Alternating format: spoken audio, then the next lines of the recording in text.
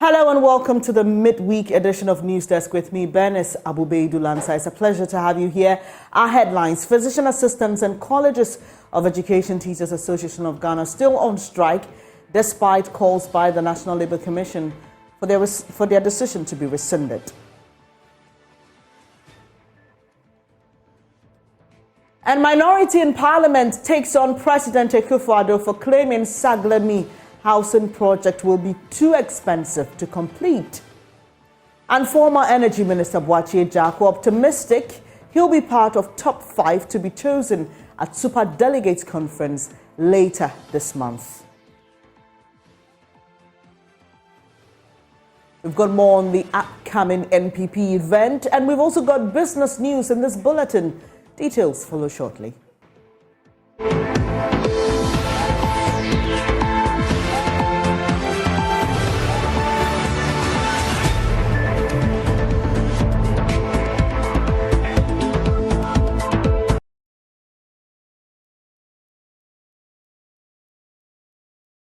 We're coming to you live from our studios in Kokomlemle, also streaming live on DSTV channel 421 and on your digital TV. Also on myjawline.com globally. Thank you for your company. Now, physician assistants are on strike. They want changes to be made to the Health Professions Regulatory Bodies Act 857. They want the freedom to operate independently. Love FM's Nana Boakye Agyarko has been visiting the Kenyasi Hospital to assess the impact on the strike on healthcare delivery. In fact, say Omubaha no more. The Anna Ebani say, yes, catch say Omunko nearby hospital. Other say Menshia and a second for Anochi. Yana how Mupa, Ubi or how say your rural areas in the fancy be a sub districts near Eddie. Lorry Fair crowd, they be hospital hormono. Yari fell no yebi until Anna Harjay. Last year, we say our community no me namwa ba kushia mi ohumi wase ne maame a refer no nyame nko anka uwo kwanso nti e wase government hwe na utimi ehu o masem na o mo ka no anase Ghana Health Services utimi bem but since then yenti o mu bia ama affect adwuma eye ena amanfo community no so no o health. Okay, what he is saying is that a patient that they referred last week nearly lost his life or her life as a result of the industrial action, but they have nothing to do because they cannot do the work of the physician assistants for as long as they are not coming to work. He's pleading with government to do something about this. Nurses no edenayana omoye wahanum say. Me pacho nurses ne de omo no adwuma ne say physician assistants anywhere omu ni adwuma bia oye.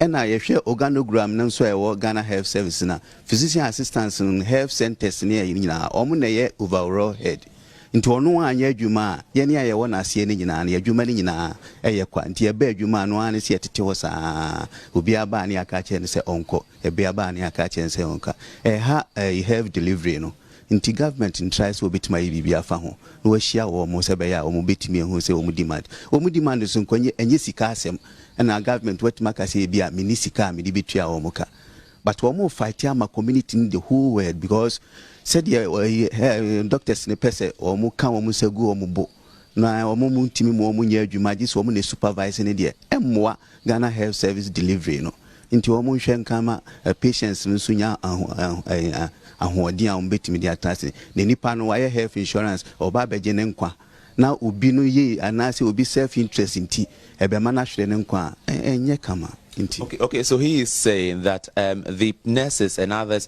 under the organogram of the Ghana Health Service have nothing to do when they come to work because the physician assistants who are to supervise these healthcare centers are on strike. He's saying that government should listen to the plea of these physician assistants and aid them with whatever they need so that they can also come back to work.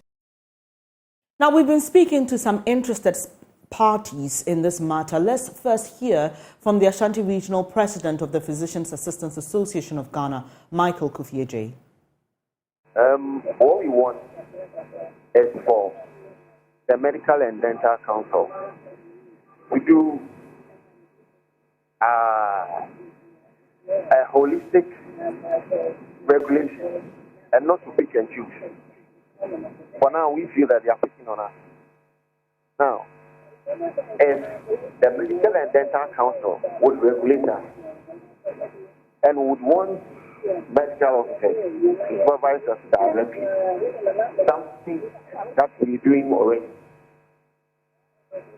We are saying that it's going to hinder us in delivering care, because if I have to prescribe, if I have to manage a case, and then I'll have to place a call to a doctor somewhere, tell me, do this, do ABC, don't do that. What happens if the person is in theater or engaged in something else? There are places where the network is not that good. And does it mean they would have to come to the health center to sit by us in the consulting rooms? It doesn't allude to the benefits of our clientele. They are not doing things properly to help the rural folks that we see. So, I mean, you have embarked on this action. Did you try other means of getting the Medical and Dental Council to listen to your concerns and demands? I'm asking this because I just spoke to the Secretary of the National Labour Commission, and he was talking about how strikes have become the norm when they're actually supposed to be the last resort. What are the processes you went through with the Medical and Dental Council before making a decision to embark on the strike? The Medical and Dental Council on different occasions, we've been in talks with them. When you say you've been in talks with them, how have these talks been done? Is it through formal correspondence, or you sat in meetings? Formal correspondence, and then we've had opportunity to engage even the current registrar at one of our annual general conferences, and it didn't end well. I would say that all these engagements have not yielded any good results. They do what they want to do because they feel that the physician assistant is being given too much to do. So we have to be extreme. Well, on his part, Executive Secretary of the National Labour Commission had this to say. He spoke to me earlier on the AM show. They have their position they are presenting. The authorities will also have their position, I'm sure. And we as mediators are going to make sure that they arrive at a settlement through negotiations. It's one of give and take. But if the parties take entrenched positions, then the matter may not be solved. And since they are, essential service providers, then we may have, in the worst scenario, resort to a compulsory arbitration. Right. Mr. Samoa, the physician assistants didn't just embark on the strike. I remember there were threats before they carried out the real deal. It's been about a week. From the point of threats to real execution, did the National Labour Commission at any time try to intervene to prevent us from getting to this point? Yes. When we got notice of their strike and their reasons for which they wanted to embark on an industrial action to ban their demand, we accordingly wrote to their employers that this is what we have at hand. What are they doing to prevent the happening of the industrial action? And of course, they will know that some steps have been taken, some meetings have gone on, except that they have been unable to settle. That is why it's gone this bad. And when it gets to this stage, then the committee will have to seize it, take over, and settle it. And that is what we are beginning from today. Away from the strike, the minority in Parliament is challenging claims by President Akufo-Addo that the abandoned Saglemi affordable housing project will be too costly to complete. And these comments he made after he cut short for the construction of a new affordable housing project in Kumasi. The group says the president's claims are untrue, Minority MP on the Works and Housing Committee, Andrew Dari Chuati, believes the Saglemi project has been abandoned for political reasons. That we have done, you visited that site. You saw the level that we got to. This government allowed their party boys to go in and pick the doors. They picked the glasses. They picked everything. Sink. They removed the sink of the building. All these things are what is going to increase the cost of the project. That project, if well done, should serve Ghanaians. That is why he's the president. He should be able to find resources to complete that project. He should not go about saying that it will be expensive. So we should abandon it. Is that the idea? If it will be costly to complete the project, should we leave it to rot? The level that we got to, as a president, we have used taxpayers' money to build houses up to the level of just furnishing. Then you tell me it will be expensive to complete it, so we drop it and go and start something afresh. Well, I thank God President Mama came clear and told Ghanaians that after him, if he comes to power, he will continue with uncompleted projects and complete them. And so for us, I know this project that they have cut short with, even if they go ahead to do it, they can't complete it. I'm assuring Ghanaians that if we come back to power, NDC comes up to power with President Mama as our president, we will complete that project for the people of Ghana to use, and we will complete the Saglema project again. And that is why we have warned that any investor, any private investor that will show interest in buying the Saglema housing project, the person should think twice, because that project is not for sale. We must complete it with government money. Mr. Chiwete also explains the full scope of the minority's objection to the new project. Over the weekend, the committee held a meeting in Koforidua with the Minister, Honorable Asenso. And the committee, after going through the document, requested for some information. In fact, the Minister made the committee aware that the company from Morocco, they are coming with an amount of 56,856 US dollars. Then government is also supposed to provide land. And per the information we have, government is providing about 403 hectares of land. Aside from the provision of the land, government will provide some on-site infrastructure, that is roads, water, electricity. And so the committee requested that once it's a private sector that is coming on board with this amount, and government is also providing land with other infrastructure, the committee will want to know the value of the land. Then if we get to know the value of the land, then we know how much money government is going to spend in bringing the other infrastructure. That will allow us to know what shares government will have to owe.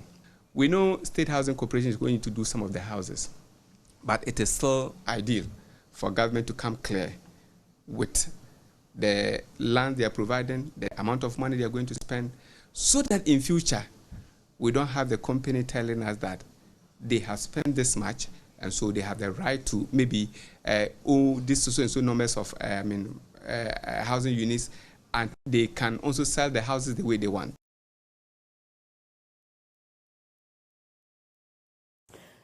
Now let's do some partisan politics. Then former Energy Minister Boakye Agyarko is hoping he will be among the top 5 candidates who will emerge from the 10 persons seeking to lead the governing New Patriotic Party as flag bearer. The Super Delegates Congress of the NPP is expected to prune that number to 5, and it's getting tough. Mr. Agyarko says his message is to return power to the grassroots of the party, and he believes he's the best hand to win the MPP victory in 2024. Kwekwa Sante of our political desk has the rest of the story.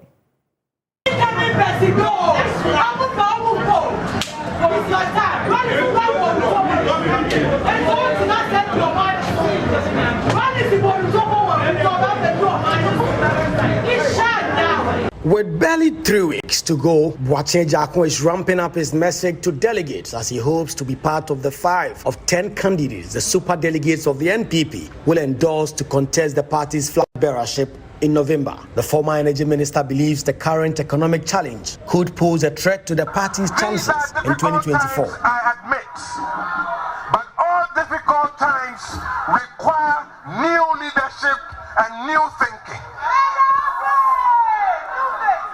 Yes, the MPP, we've done very well. But I can tell you, we can do better and we must do better. We cannot rest on our oars and pat ourselves on the back for what we did yesterday. The people of Ghana will accept us for what we commit to do tomorrow for their well-being. Boakye Jarko has a message to his contenders who believe they can win the 2024 election simply because of their so-called special qualities. Our winning 2024 is not going to be on the back of somebody's magic. It is not going to be one person. It is going to be people like you who are going to go down to the grassroots, polling stations to work for our victory. That is why I count you more important. No one person is going to win victory for us in 2024. It is going to be you. Therefore, we have to energize you. We have to make you ready. You have to make you happy to fight for this party for 2024. According to him, whilst breaking the 8 is a laudable goal, it appears short-sighted. I am interested in this party retaining power for the next 40 years. Not just breaking the 8. Not just breaking the 8. Be in power for the next 40 years. This is the only way we are going to change this country. It is going to depend on you. 40 years I will not be here. But the party will, and we must build a strong party that you are comfortable in. Most importantly, that you receive the reward of your hard work. On 26th of August, when the super delegates vote, he wants them to remember him as the candidate who will return power to the grassroots. Reward and hard work. And I commit to you, those who are gathered here and the silent majority of supporters around this country, that indeed the time is coming that you will receive your just reward for all the hard work you do for your party.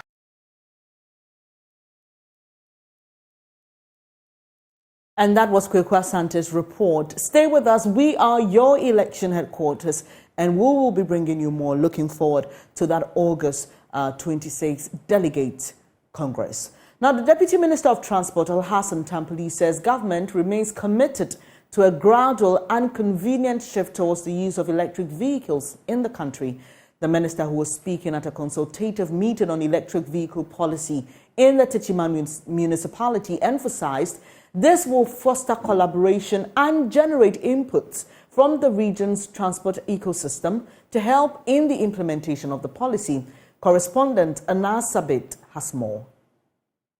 The Deputy Minister for Transport and Member of Parliament for Gushegu constituency, Alhassan Tampoli, has reiterated government's commitment towards ensuring that Ghana is not left behind so far as the transition from the use of fossil fuel vehicles to electric vehicles is concerned to help curb greenhouse gas emissions and global warming.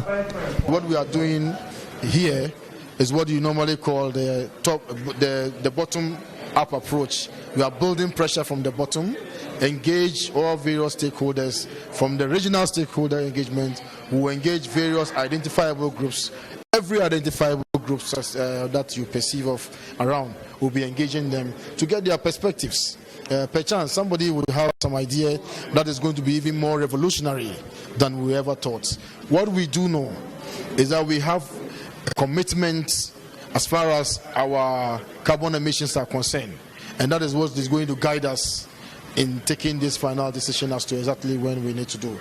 But we are minded that our carbon, emissions have to be less than 1.5 degrees Celsius. He emphasized that steps are far advanced to ensure that the private sector is part of the implementation program to help facilitate the smooth takeoff of the policy. What you saw in the presentation are largely private sector driven. So what we are going to have, and when we spoke to one of the groups, they were minded to provide about 250 charging ports across the country. They will provide some in Accra, some in Kumasi, and some in Takoradi. And then the next place they will go to will be Tamale. And what it also means is that whilst you are doing in those cities, you may have to provide charging ports along the routes, because the vehicle has to travel all the way to the places. So they are going to have charging ports as you move along. So basically, the private sector is going to drive this. And we are going to give the private sector every incentive and opportunity for them to be able to drive this initiative. He was, however, quick to commend the participants of the forum for their insightful inputs and asked that the public engagement has been largely successful. It's been a great experience as far as the stakeholder engagements in the Bono East region here in Shima is concerned. As you saw from the gathering, contributions that we got from various participants was highly illuminating. So I think that all in all, we are very impressed. And I think that also it appears that people are even more aware of the advent of electric vehicles more than we ever thought. Deputy Director in charge of renewable energy, Doris Dodo, stated that government is creating an enabling environment to help promote the acceptance as well as the use of electric vehicles within the shortest possible time.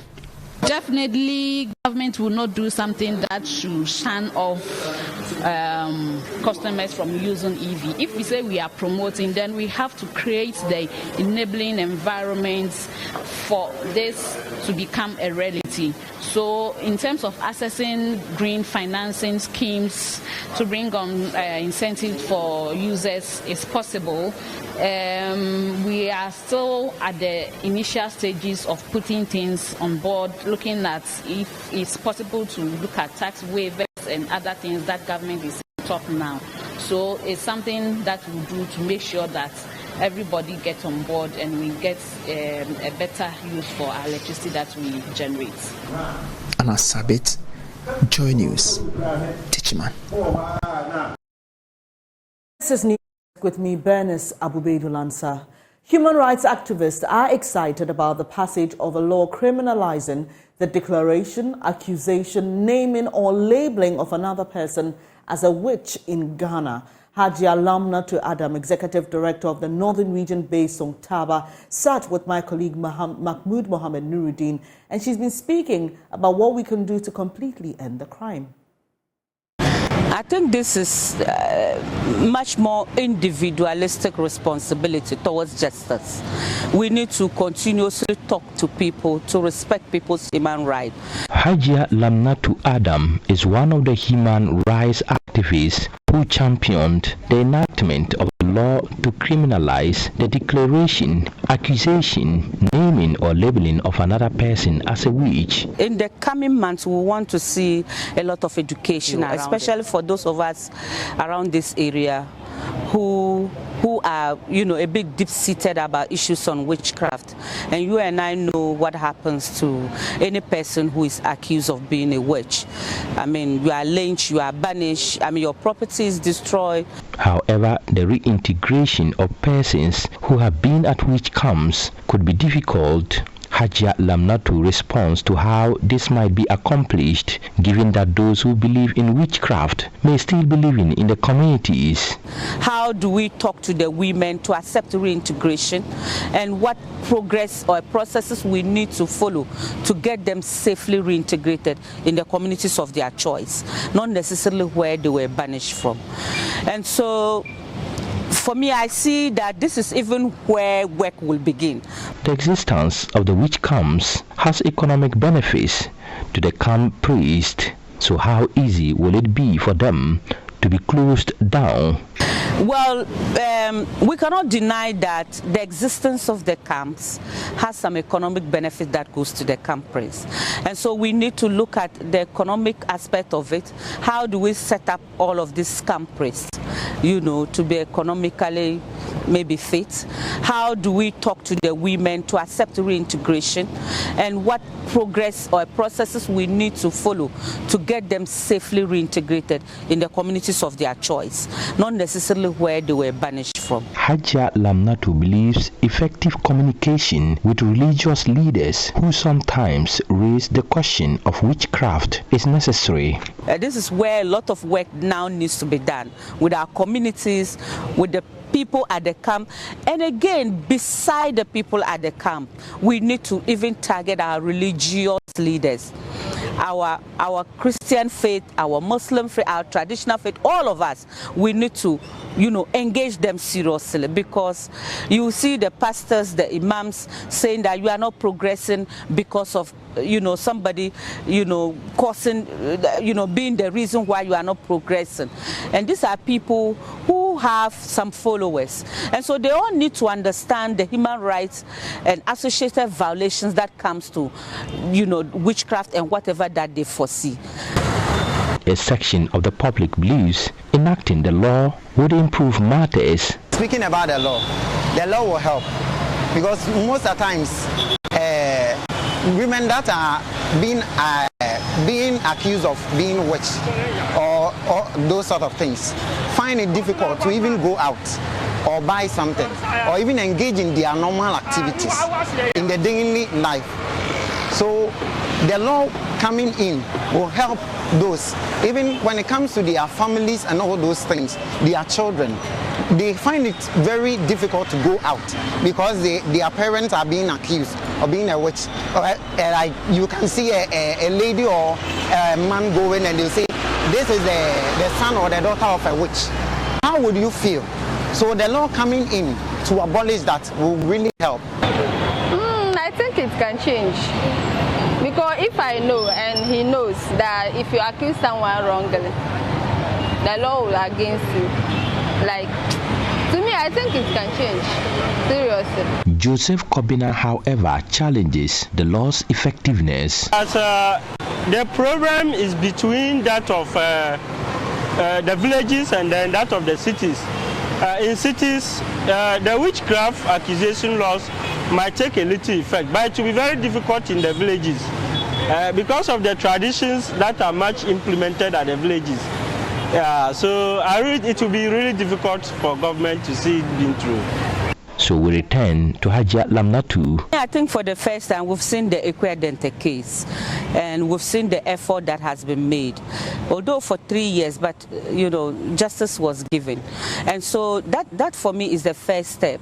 Once there's a law that people will be charged on, the important thing is for us to report and to ensure that perpetrators are arrested and are made to go through the full rigors of the law. So for me, I think that laws will always be there. It's the implementation, and that is where we call on government to actually step its foot on implementing this law effectively. A report by Mohamed Nuruddin.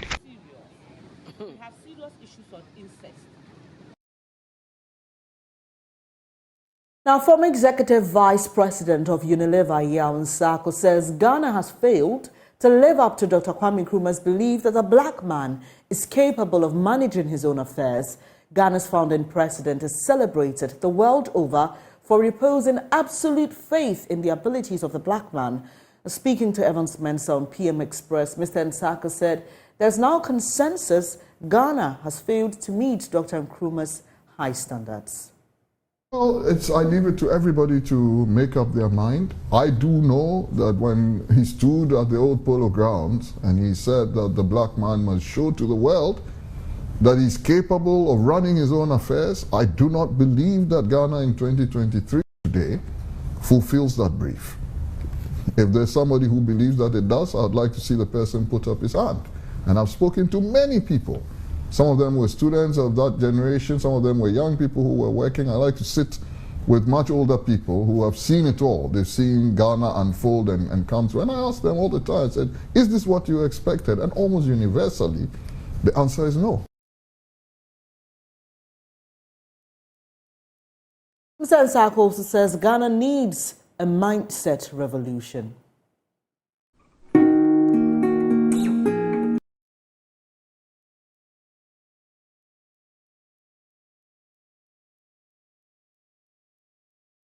The youth of today are no different from the youth of any era. They too want better conditions.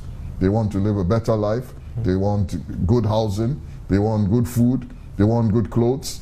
They want sanitation. They want good health. They want education, etc. They want to get married, have a family. And it is these concerns that drive people. Che Guevara himself said the revolutionary is driven by love. So this sort of empty militancy, people just go, he says a revolutionary is driven by love. It is a willingness to see society become better that drives a revolutionary, not the sort of empty wildcat orientation towards violence and so on that we've come to associate with the word. That's why Fidel Castro, people don't read the book for yourself, describe Jesus Christ as a revolutionary. So when you're talking mindset revolution and so on, which you say we will come to. What is it, by the way? What is mindset revolution? Amilcar Cabral and many others famously spoke about. Amilcar Cabral said the first dimension of revolution must necessarily be cultural. Because when you wake up and you say we need to improve, that is an indictment on your current circumstances. The insight into the condition calls for critical reflection and a re-examination of the circumstances that you are in. That is mindset revolution. You can cut that full interview with Evans Mens on PM Express online. Now, Joy News checks at the construction site of Ghana's first amphitheater in Kumasi reveals the structure is still at foundation level, elapsing the slated 3-month completion date. Now, this is despite government's assurance that the edifice would have been commissioned last month. In the following report, Lava Firm's Emmanuel Bright Kweku assesses the progress of work on the project. We say in the name of the Father, Son,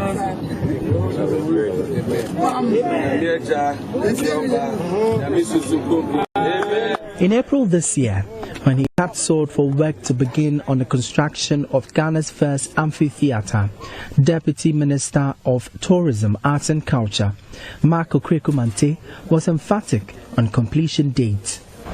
This amphitheater is supposed to start any moment from now. We are casting salt in the next few minutes. By end of July, it should be ready. Did the media take this one? Please put this on record. Let me thank you, Honorable Dr. Minister for mentioning. On October 19, 2022, Minister of Tourism, Arts and Culture, Dr. Ibrahim Mohammed Awal, announced the government's plan to build 5 multipurpose domes or amphitheaters by the close of December 2022. We are going to build 5 amphitheaters, domes. One area that we lack in this country is that we don't have multipurpose, venue for activities. We're going to do 5 this year. In fact, I think the process has already begun to procure supplies. This year, next year, we'll have done 5 amphitheaters. And then we'll do another 5 next year. So by 2024, we'll have done all the system years will have been covered. To get the venue for our artists to perform and for events to take place. Again, what I will do, I'm creating jobs, create opportunity for Ghanaians. The project, as part of the ministry's developmental initiatives, is to revamp tourism and the creative art industry in Ghana. But the assurance never saw the light of day within a specified time frame. Coming into 2023, many creative art industry players had hoped construction works for the facility would begin expeditiously in the early part of the year.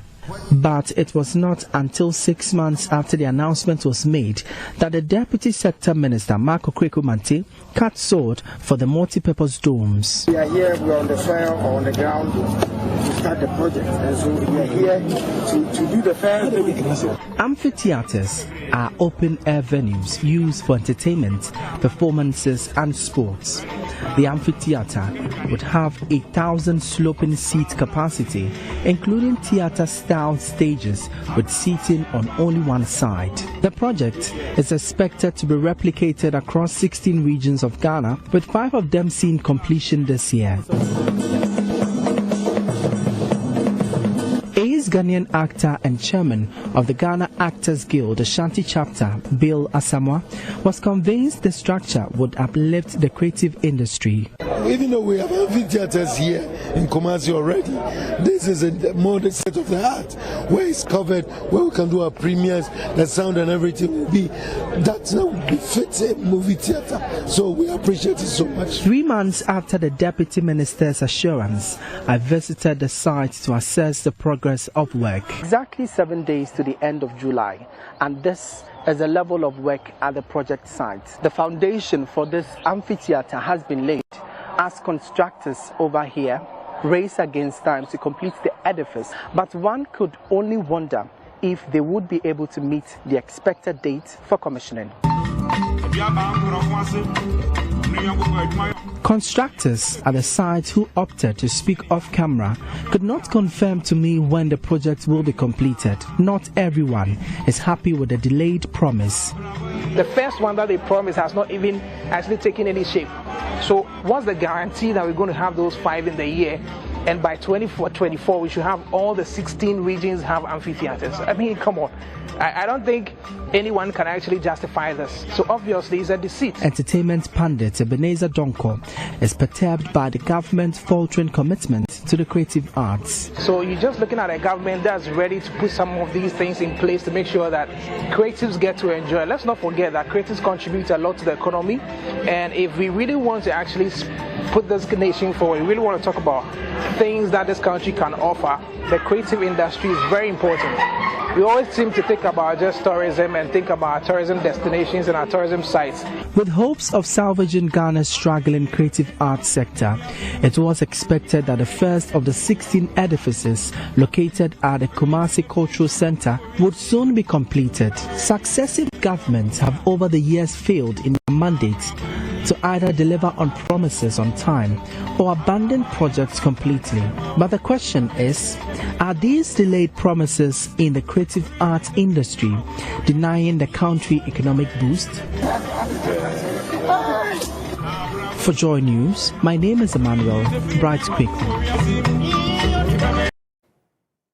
Now, young girls in the YEast district of the Upper West region taking part in this year's basic education certificate examination have been given menstrual pads to forestall any setbacks. This follows the donation by Member of Parliament for YEast, Dr. Godfred Seydou Jasol. Rafiq Salam has more.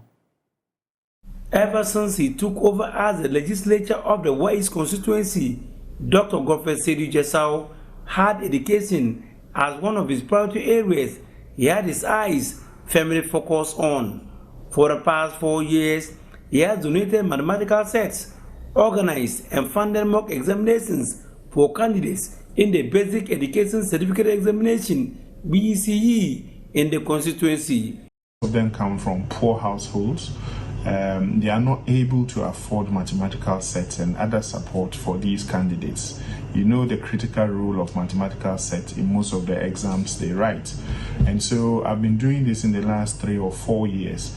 I've also been organizing mock exams to support them, prepare them adequately for these exams.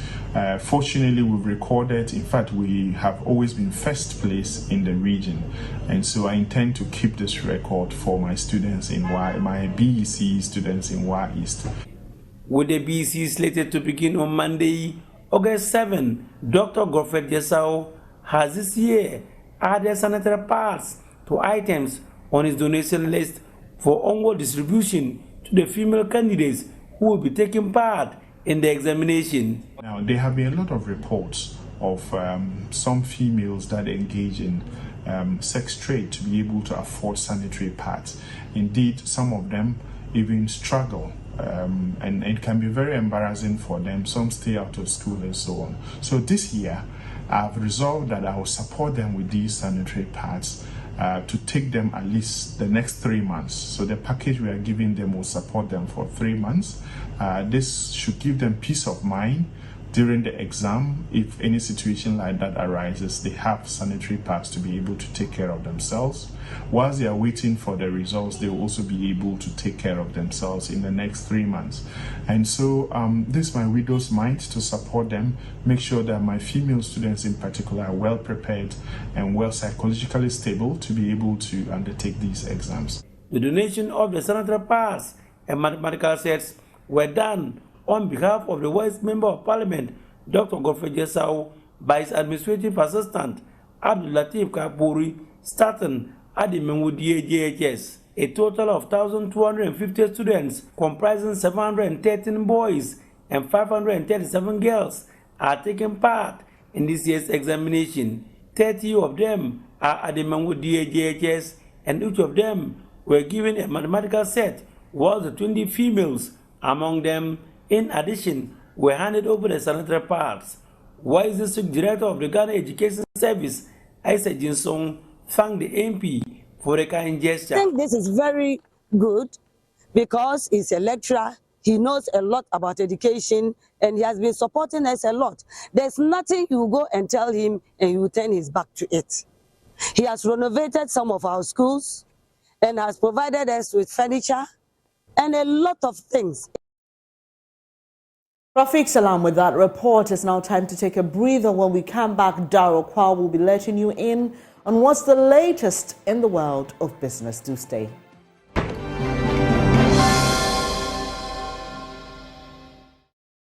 Hi, good morning. Welcome to Business. My name is Darryl Kwao.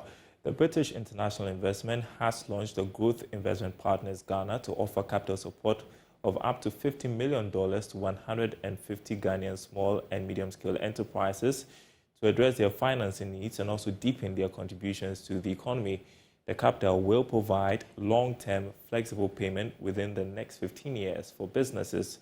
Speaking at the launch of the initiative, Managing Director and Head of Africa at British International Investment, Chris Gigiotomi, stated that this investment platform will boost funding for SMEs in the country. Here's more from the launch. SMEs face many challenges with accessing growth capital through traditional funding sources, including high interest rates, short-term loans, high collateral requirements, among others. In a bid to address some of these issues, the British International Investment has launched the Growth Investment Partners Ghana to support 150 SMEs with a capital of $50 million to boost their growth, create jobs and deepen their contributions to the economy. Speaking at the launch of the investment platform, Managing Director and Head of Africa at British International Investment, Chris Gigiotomi, said the support scheme will meet the financial need of local businesses which otherwise were not available on the market. We need to create something that is going to last, outlive a lot of us here. So something more kind of what we call a permanent capital vehicle. So that's one element of the uniqueness of this, and therefore BII is looking to back this with up to $50 million of its capital. Largely, for me, it would be great to have a lot of local capital into GI because this is a local business. It's local capacity building, it's local capital market building. Chair of the Growth Investment Partners Ghana, Albert Essien, stressed on the importance of this initiative in growing and developing the SME sector. It is my hope that SMEs will take advantage of this unique opportunity to embrace the work with GIP in a transparent, fair and honest manner for their mutual success. The board of GIP, under my chairmanship, together with management, will work hard to ensure that this innovative financing model deliver on its mandate and become an integral part of the SME financing ecosystem in Ghana. Jacob Coley is the Chief Executive of Growth Investment Partners Ghana and has been explaining the criteria for assessing the funds. Any business that meets any two of the following three criteria turnover of up to $50 million equivalent in cedis, or total assets of up to $50 million in local currency, and employees of between 10 to 300. So any company meeting any two of these qualifies for GIP funding. Of course, the businesses must be incorporated in Ghana, and their main operations must be in Ghana, and at least 50% of their revenues must be generated from its operations in Ghana. Small and medium-scale enterprises occupy a critical role in the Ghanaian economy, accounting for over 90% of businesses' enterprises, 60% of the country's GDP, and 80% of all employment. Despite their importance to the economy, the SME financing gap is estimated at $4.8 billion, one of the largest in Africa. Now, President of the Ghana Institute of Procurement and Supply, Samuel Annan, has indicated that the procurement industry is playing a critical role in helping government realize its industrialization agenda. According to him, the industry is contributing significantly to the realization of Ghana's socio-economic development agenda. He was speaking at an MOU signing ceremony between the Ghana Institute of Procurement and Supply and the Ghana Institute of Management and Public Administration. The Ghana Institute of Procurement and Supply and the Ghana Institute of Management and Public Administration have signed a memorandum of understanding to bridge the gap between academia and industry. The MOU is also aimed at ensuring professionalism in the practice of the profession. In an interview with Joy Business, President of the Ghana Institute of Procurement and Supply, Simon Annan, reiterated commitment towards helping the country realize its industrialization agenda. And procurement supply chain is what will move Ghana from where we are to the next level. And if I say that, what it means is that the government procurement that we're doing, it is what we're going to use to promote the industrialization, promote the SMEs, and ensure that there's value for money. And I have maintained that Ghana's socio-economic development agenda cannot be achieved without appreciation of the role of procurement in our national discourse. And that's what we have to all be thinking about and say, how do we use procurement to build Mother Ghana that we all deserve? Rector of the Ghana Institute of Management and Public Administration, Kwesi Bonso, said this partnership was critical in bridging the academia and industry gap. We recognize the value of industry experience for our students, and for GIMPA, that is really what we do. You know, we've tried to find a good balance between theory and practice. So we've had industry come into our classrooms. We go to our industry partners through what we call a practitioners forum. So the practitioners forum, we usually have partners coming from industry and from other walks of life outside of academia. Partnerships like this will concretize that arrangement, and then it's going to help our students appreciate the world of work, and therefore support the development of students who are ready for industry, so they will leave the program ready to work. The Ghana Institute of Procurement and Supply also reiterated its commitment towards ensuring high standards in the practice of the profession. And that's it for this segment. The news returns after the break.